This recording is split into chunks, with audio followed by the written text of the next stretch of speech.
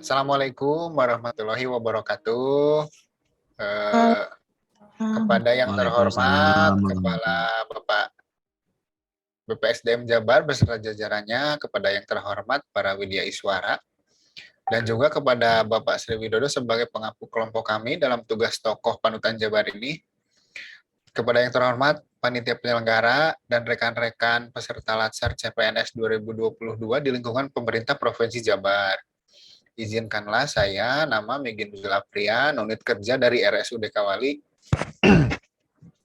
jabatan sebagai dokter ahli pertama, akan membuka diskusi mengenai topik tokoh panutan Jabar ini. Kami dari golongan 3, angkatan 3, kelompok 2.2. Diskusi ini sesuai dengan tugasnya ya, untuk mengevaluasi dan membandingkan penerapan berakhlak oleh tokoh panutan. Nah, di sini saya ditemani oleh Ketua Kelompok, Dr. Gigi Fahmi Firmansyah, Teh Rosidah apoteker, kemudian Teh Yuli kesehatan masyarakat. Jadi mungkin ya teman-teman juga udah pada mencari ya siapa tokoh Jawa Barat yang jadi panutan, eh, dari figurnya, dari sepak terjangnya di masyarakat. Mungkin yang pertama saya mau ke Teh Yuli dulu. Mana Teh?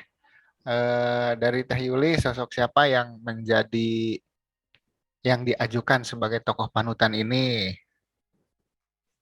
Terima kasih kepada Dokter Maggie.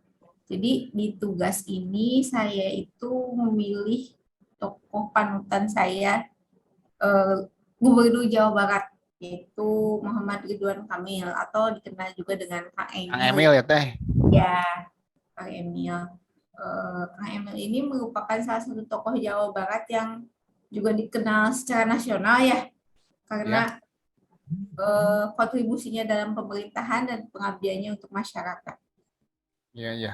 Kan baru-baru ini kemarin ada musibah ya, musibah tentang ramai gitu ya, kepergian putranya Itu dalam ya. yang di Bern Swiss itu. Dari situ saya makin menyoroti, mengidentifikasi bahwa Kang Emil itu mempunyai apa ya namanya, core value berakhlak diterapkan di dirinya sebagai pemimpin gitu. Iya. Ketika kejadian musibah itu, Kang Emil itu bisa tetap mengesampingkan kepentingan pribadinya dan perasaannya juga. Tentu kan perasaannya sangat campur aduk ya ketika terjadi musibah itu. Masih Tapi tetap profesional ya Teh gitu ya. Iya, profesional membatasi cutinya untuk tetap pulang ke Indonesia untuk tetap melaksanakan pelayanan terhadap masyarakat Jawa Barat khususnya gitu, sebagai pemimpin, melakukan tanggung jawabnya sebagai pemimpin untuk melayani masyarakat. Iya. Iya, begitu. Ya, satu lagi, Kang Emil itu menurut saya itu sangat mempunyai poin adaptif di berakhlak itu. Kenapa? Karena kita tahu sendiri kan Kang Emil itu salah satu pemimpin sosok pemerintahan yang aktif di media sosial ya. Iya. Kekinian ya Teh gitu ya. Iya, kekinian gitu. Jadi mampu memanfaatkan media sosialnya untuk sebagai promosi, promosi program-programnya, program inovatifnya juga sebagai sumber informasi untuk masyarakat Jawa Barat khususnya. Seperti itu. Ya, terima kasih Teh Yuli. Jadi Teh Yuli ini mengajukan Pak RK ya atau Kang Emil. Kita sudah ketahui bersama sepak terjangnya beliau, sebelum jadi pemimpin, arsitek yang terkenal, banyak karya-karyanya yang bisa kita jumpai di setiap penjuru dunia. Ya, terima kasih. Terus selanjutnya siapa yang ingin mengajukan? Teh Rosi, mangga silahkan Teh Rosi dulu. Ya, terima kasih Dokter Megi sebagai moderator. Mungkin saya akan menyampaikan mengenai tokoh panutan saya di Jawa Barat. Saya mengambil Bapak Teten Mas Duki. Beliau ini merupakan seorang aktivis dan juga politisi di Indonesia yang berasal dari Jawa Barat, khususnya itu dari Kabupaten Garut. Saat ini beliau menjabat sebagai Menteri Koperasi dan Usaha Kecil dan Menengah Indonesia atau UMKM pada periode 2011 sampai 2024 pada Kabinet Indonesia Maju. Kenapa saya memilih beliau? Karena saya melihat beliau ini menerapkan nilai-nilai berakhlak pada setiap kehidupannya. Di antaranya saya menyoroti sifat kompeten beliau. Bagi saya beliau itu menarik ya karena pada saat kuliah beliau ini mengambil jurusan kimia di IKIP Bandung. Tetapi pada saat setelah lulus, beliau malah berkecimpung di dunia aktivis. Beliau ini tersohor sebagai aktivis ataupun politisi yang menggerakkan anti korupsi. Selain itu juga beliau merambah ke dunia pemerintahan. Di antaranya pada tahun 2012 beliau sempat mencalonkan diri menjadi wakil gubernur Jawa Barat bersama Rieke Diah Pitaloka. Dan setelah itu juga beliau menjabat sebagai staf kepresidenan dan hingga saat ini beliau menjadi Menteri Koperasi dan UMKM di Indonesia. Sehingga tokoh tersebut sangat menginspirasi saya sebagai seseorang yang patut diteladani. Mungkin seperti itu, Dokter Megi. Iya, terima kasih kepada Teh Rosi. Penyampaiannya begitu mendalam, seperti menjiwai sekali begitu ya sebagai sosok. Jadi memang banyak yang belum tahu kalau ternyata Kang Teten Mas Duki itu orang Jawa Barat dan aslinya orang Garut. Untuk berkecimpung di dunia aktivis mungkin sudah pada tahu ya. Awalnya memang belum terjun ke dunia pemerintahan, beliau itu seorang aktivis di ICW, setahu saya kalau nggak salah. Begitu ya, Terosi? Ya, betul Ya, sekali. ya untuk selanjutnya silahkan. Kang Dokter Fahmi, mangga siapa yang jadi ajukan sebagai bahan panutan tokoh Jawa Barat? Mangga. Ya, mangga hatur nuhun Kang Megi. Eh, di sini saya mengambil salah satu ya dari beberapa panutan saya yang ada di Jawa Barat, yaitu Bapak Haji Deddy Mulyadi. Beliau sebagai anggota Dewan, anggota DPR RI periode 2019-2024. Beliau mempunyai dedikasi yang tinggi untuk bangsa dan negara Indonesia yang meliputi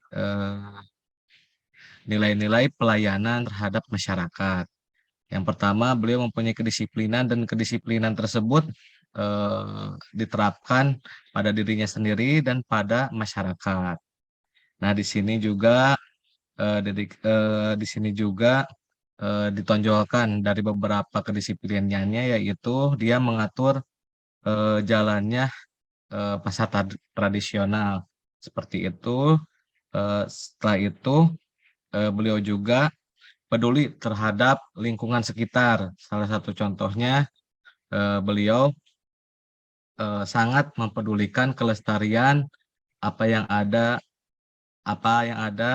di Indonesia, kekayaan yang ada di Indonesia seperti hutan-hutan lindung itu sangat beliau perhatikan.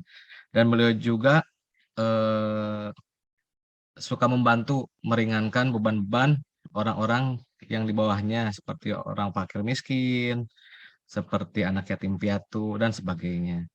Nah, hal itu wajib dicontoh oleh ASN seperti itu. Dan tidak hanya itu, beliau juga mempunyai jiwa seni yang sangat tinggi, Budayawan ya dong. yang mampu mengangkat karya seni karya anak bangsa, khususnya di kesenian Sunda, Kang. Seperti Ya, itu. Seperti kesenian wayang seperti itu dan lain-lain. iya. Jadi Kang Dedi ini memang kalau nggak salah juga suka ada vlognya di Instagram ya, jadi kayak sedang melakukan sesuatu hal yang bersifat sosial gitu, membantu para masyarakat. kalangan Iya betul. yang harus dibantu gitu ya. Dan memang Iya betul Kang. padahal sebelumnya itu jadi saingan Pak RK ya, tapi karena sudah Iya. lewat dari kompetisi, kita semua jadi satu suara. Jadi, Ya begitu dari Kang Dr. Fahmi. Kemudian saya mungkin ya, terima kasih Kang. teman-teman semua, jadi dalam hal ini saya mencoba mengajukan tokoh panutan Jawa Barat, mungkin beda dari yang lain. Saya senang kesenian juga ya, jadi sering banget nonton wayang kalau pas kecil mah. Dulu kayaknya pas waktu kecil tuh kalau setiap ada sunatan apa kalau ada hajat pasti ada wayang gitu. Mungkin sudah bisa menebak semuanya, jadi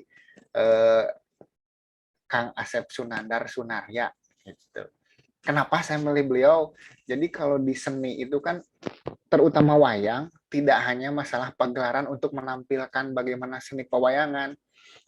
Jauh di dalam materi tersebut ada yang sosok kompeten di dalam hal musik, kemudian materi yang disampaikan oleh Kang Asep Sunandar Sunarya ini harus merangkul semua, jadi kan harus adaptif, terus harus kolaboratif, tidak hanya satu tema, tapi biasanya beliau itu jadi kekinian juga, apa tema yang sedang happening gitu, dan sering juga diundang oleh para tokoh pemerintahan provinsi Jawa Barat gitu.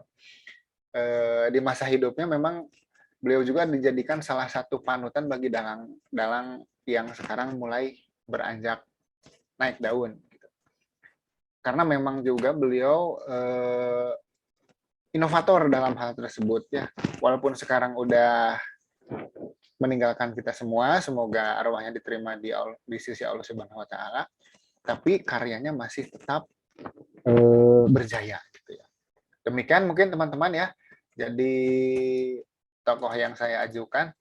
Jadi mungkin kira-kira ada masukan atau apa, jadi mau mengerucut ke arah mana ini? Kalau Kang RK mungkin ini ya terlalu umum, Teh Yuli apa? Bukan tidak ingin, gimana? Ada masukan? Teh Rosi, Dr. Fahmi, mangga silakan. Iya Kalau ya. Ridwan Kamil kan memang hampir semua ya, bukan hanya masyarakat Jawa Barat, mungkin jadi semua se-Indonesia gitu ya.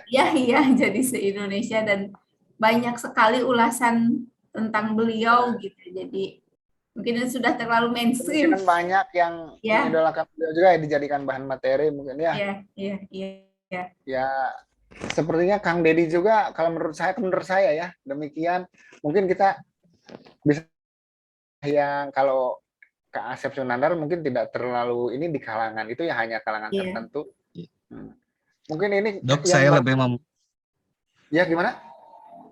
Saya lebih memilih ini Bapak Teten Mas-Duki. Iya. Dokter Fahmi jangan-jangan baru tahu juga kalau Teten Mas-Duki orang Garut. Iya. Saya penasaran, Dok. Iya, saya juga baru tahu. Baru tahu ya. Tuin Sunda ya. Tuin Sunda, iya, gitu. Nah gitu Teh Rosi, setuju ya yang diajukan sama Teh Rosi? Setuju. Ya, siap, boleh. Ayo.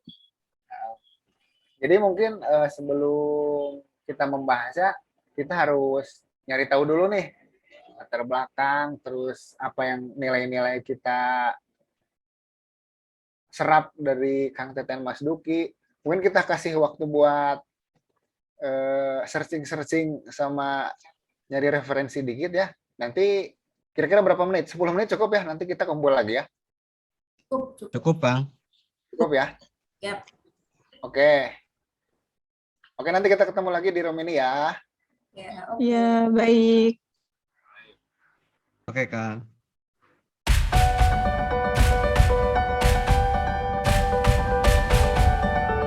Gimana teman-teman, sudah dapat bahan untuk disajikan kenapa Kang Teten Mas-Duki kita ajukan sebagai tokoh masyarakat Jawa Barat, kemudian nilai-nilai dan penerapan berakhlak yang kita dapat teladani dari beliau apa saja gitu ya.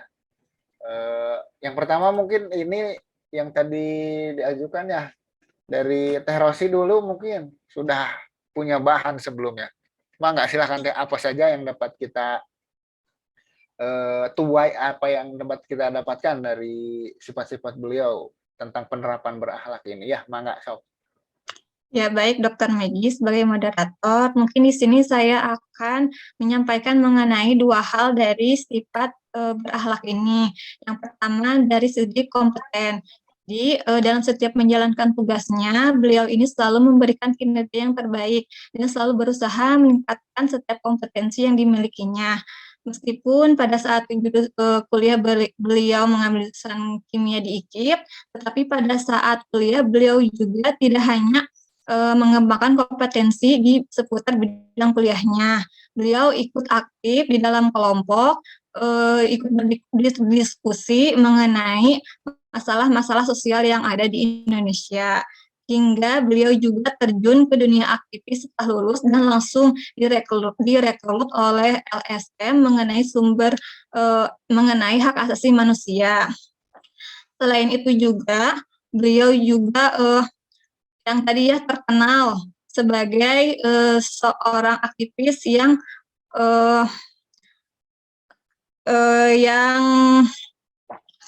mendukung aksi anti korupsi. Selain itu, beliau juga pada saat tahun 2012 mencalonkan diri sebagai Gubernur Jawa Barat pada periode 2013 sampai 2017. Sehingga tidak heran apabila beliau ini mulai kesuksesan pada setiap bidang yang digelutinya, mulai dari tadi yang aktivis, politik, lalu di bidang pemerintahan. Untuk data terbarunya saja, beliau ini telah memperoleh beberapa penghargaan terbaru. Di antaranya yang pertama the most popular leader in social media pada tahun 2021. Ini tuh untuk kategori menteri pada acara The Seven Jambore Fair Indonesia atau Jampiro. Selanjutnya yang kedua, beliau juga ditetapkan sebagai Bapak Transformasi UMKM yang diberikan oleh Kabupaten Kuningan pada tahun 2021. Dan yang terbaru, beliau itu ditetapkan sebagai tokoh pendukung gerakan zakat Indonesia dari Badan Amil Zakat Nasional atau Basnas pada acara Basnas Award tahun 2022. Ini itu merupakan masih sebagian kecil penghargaan beliau dan juga yang paling terbaru, belum yang sebelum-sebelumnya. Nah, untuk yang nilai yang kedua, mungkin saya akan menyampaikan sedikit mengenai nilai adaptif beliau. Jadi Teten Mas Doki ini itu selalu berinovasi dan juga antusias di setiap perubahan yang terjadi.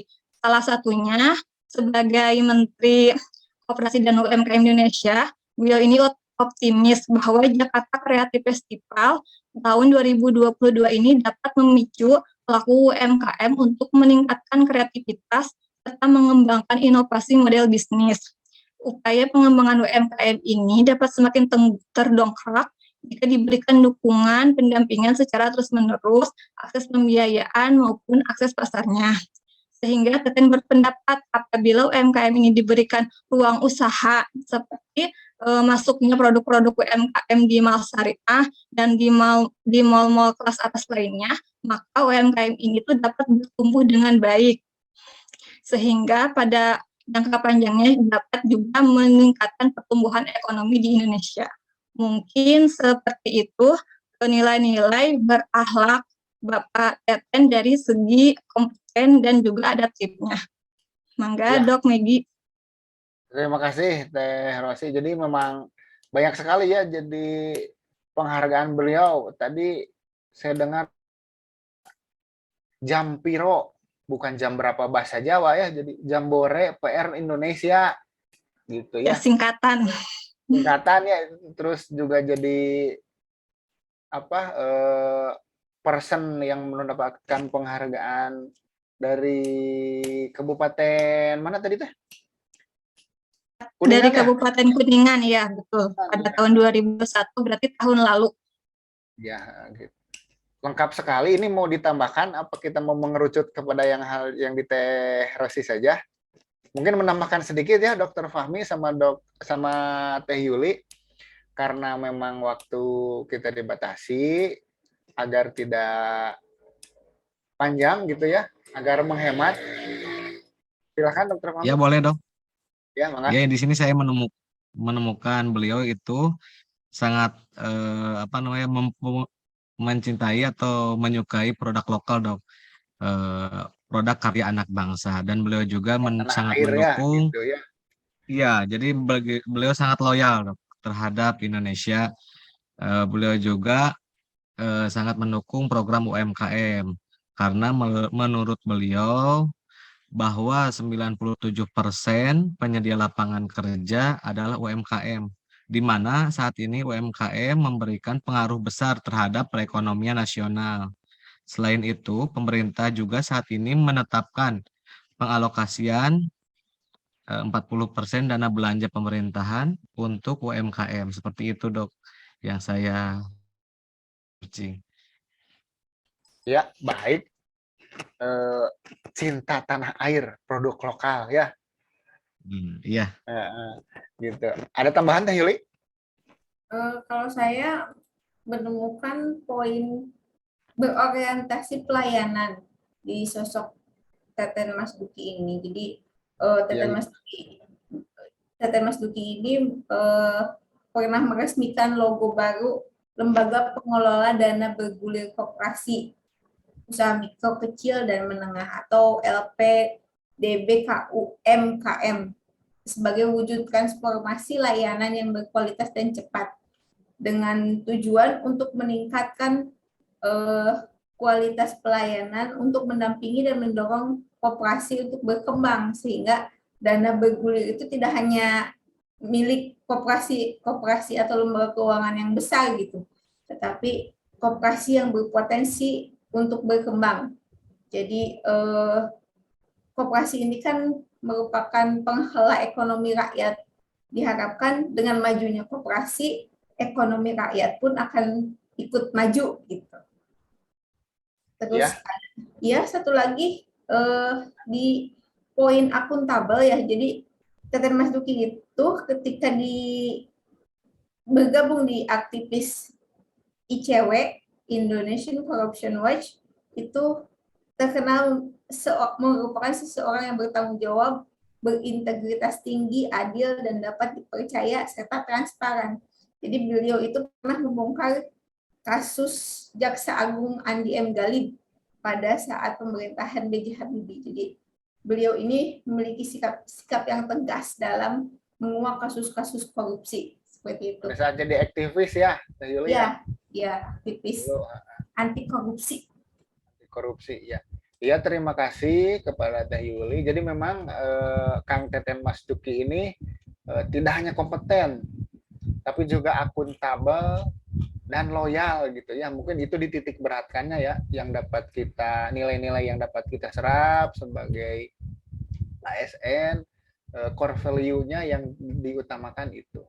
Tadi ada yang orientasi pelayanan, kemudian akuntabel, kompeten, dan loyal. Ada lagi tambahan? Cukup sepertinya ya? Cukup ya? Cukup, Dr. Fahmi cukup ya? Cukup. Cukup. Ya, terima kasih. Jadi kesimpulan kita semua bahwa Teten Mas Duki itu yang pertama, beliau adalah orang Sunda, orang Garut ya. Terus kenapa dijadikan suatu panutan? Karena poin-poin tadi, apa yang kita bisa ambil dari beliau, ambillah sebagai bahan renungan, sebagai bahan refleksi supaya kita menjadi ASN dengan core value tersebut gitu. Demikian mungkin yang bisa kita sampaikan ya pada diskusi kali ini. Terus jangan lupa tetap jaga kesehatan, selamat berakhir pekan. Mudah-mudahan kita ada dalam lindungan Allah Subhanahu wa taala. Amin. Terima kasih atas kerjasamanya teman-teman. Akhirul kalam. Wassalamualaikum warahmatullahi wabarakatuh. Waalaikumsalam. Waalaikumsalam warahmatullahi wabarakatuh.